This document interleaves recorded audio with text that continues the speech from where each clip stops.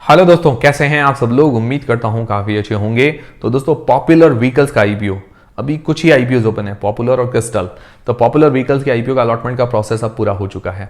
अब बारी है इसकी लिस्टिंग की। तो 19 मार्च को ये शेयर मार्केट के अंदर लिस्ट हो जाएगा। 18 मार्च को हमारे डीमेट अकाउंट के अंदर शेयर आ जाएंगे, जिन जिन लोगों ने अप्लाई किया। और जिन लोगों ने भी अप्लाई किया उन सभी को शेयर मिल गया होगा, क्योंकि रिटेल कैटेगरी से भी 1 गुना ही सब्सक्राइब हुई थी। तो अब लिस्टिंग डे पर स्ट्रेटजी क्या होनी चाहिए, मतलब इसको लॉन्ग टर्म के लिए होल्ड करें या लिस्टिंग गेंस लेकर एग्जिट हो जाएं, वो हम जानेंगे इस वीडियो के अंदर।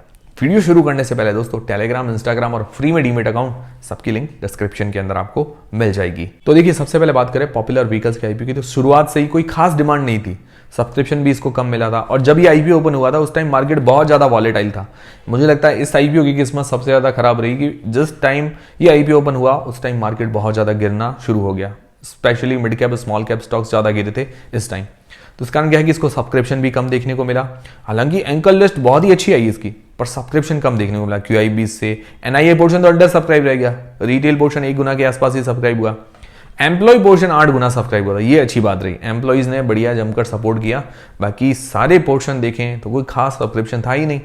और रिटेल में रिटेलर जो है उनमें सबको मिल गया होगा, NIA पोर्शन में सबको अलॉटमेंट मिल गया होगा। तो NIA पोर्शन तो अंडर सब्सक्राइब था, तो हो सकता है QIBs वगैरह के अंदर भी सबको सब्सक्रिप्शन मिल जाए और एम्प्लॉय पोर्शन के अंदर भी लगभग सबको सब्सक्रिप्शन मिल जाए।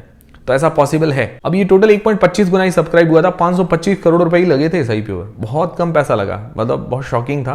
वैसे आईपीओ इतना भी खराब नहीं था, क्योंकि एंकर लिस्ट अच्छी आई थी, सेक्टर वगैरह ठीक था, बट इसको सब्सक्रिप्शन कम मिला मार्केट के कारण। मैंने आपको कहा भी था कि मार्केट देखिए, मार्केट सारी चीजें डिपेंड करती है, भले GMP कितनी भी ज्यादा हो, पर मिनिमम मार्जिन 20% का इसीलिए लेके चलते हैं कि भाई मान लो मार्केट वॉलेटाइल हो जाए, कुछ हो जाए, तो ऐसी कंडीशन में क्या है कि 20% का GMP के जो मार्जिन है वो थोड़ा सही रहता है, और गिरावट आए तो थोड़ी सेफ्टी रहती है, यही होता है। अब इसकी लिस्टिंग डेट है 19 मार्च, मतलब ट्यूसडे, मतलब मंगलवार को शेयर मार्केट के अंदर लिस्ट हो जाएगा। 9 बजे मार्केट खुलता है, 10 बजे किसी भी आईपीओ की लिस्टिंग होती है।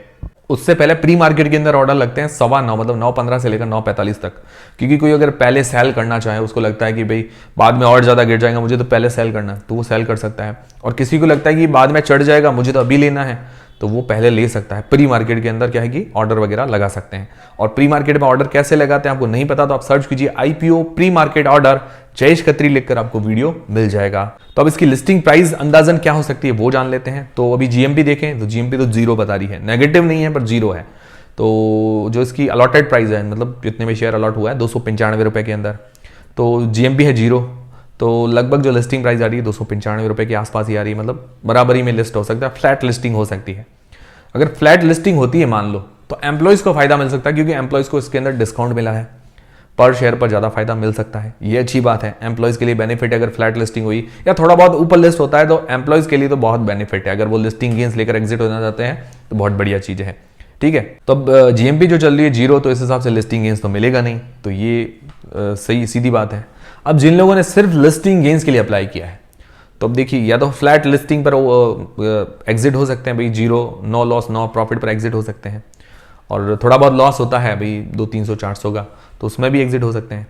और बाकी उनको लगता है कि मुझे होल्ड करना है, तो वो अलग चीज़ है। जिनको होल्ड करना है, लॉन्ग टर्म के लिए अप्लाई किया, तो उनकी अलग स्ट्रैटेजी होगी, ठीक है।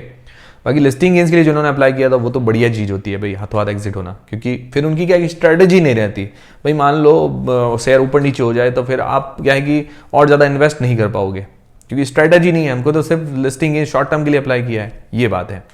फिर जिन लोगों ने लॉन्ग टर्म के लिए अप्लाई किया, तो उनको क्या करना चाहिए, तो इसके लिए पॉजिटिव्स नेगेटिव्स दोनों ही देख लेते हैं, जिससे आप डिसीजन आसानी से बना पाएंगे। तो देखिए, अगर इसका सेक्टर देखें तो सेक्टर बढ़िया है, ऑटोमोबाइल डीलरशिप का काम है। डीलरशिप इसने 4 स्टेट्स के अंदर फैला दी है, ज्यादातर केरला के अंदर इसका काम फैला हुआ है।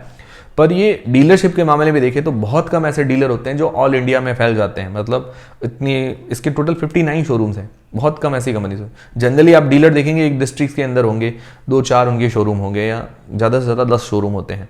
तो ये थोड़ा ज़्यादा फैल गया है, तो अच्छी बात है, डीलरशिप वगैरह है। और ये डीलरशिप का काम सदाबहार है, मतलब देखिए, कंपनी वालों को गाड़ियां सेल करनी है और डीलरशिप कोई ना कोई तो लेता रहेगा, और ये पॉपुलर चीज़ है, नाम भी इसका पॉपुलर है, और अपने सेक्टर के अंदर भी थोड़ा जाना माना नाम है। 4 स्टेट्स, केरला, कर्नाटका, तमिलनाडु, महाराष्ट्र में, ठीक है। वैसे अगर आगे इसको ग्रोथ करनी है तो मुझे लगता है ऑल इंडिया के अंदर भी इसको फैलना पड़ेगा, पर ऑल इंडिया के अंदर कंपटीशन वैसे ज़्यादा मिल जाएगा, अलग अलग डीलर्स बैठे हैं, क्या करें। उसका जो मेन काम है मारुति, और उसके अलावा टाटा के कमर्शियल व्हीकल्स हैं, जैगुआर, लैंड रोवर, होंडा, तो उनका काम है इसका मेन। तो इसका मारुति सुजुकी के जो कार्स हैं वो सेल करती है, ठीक है।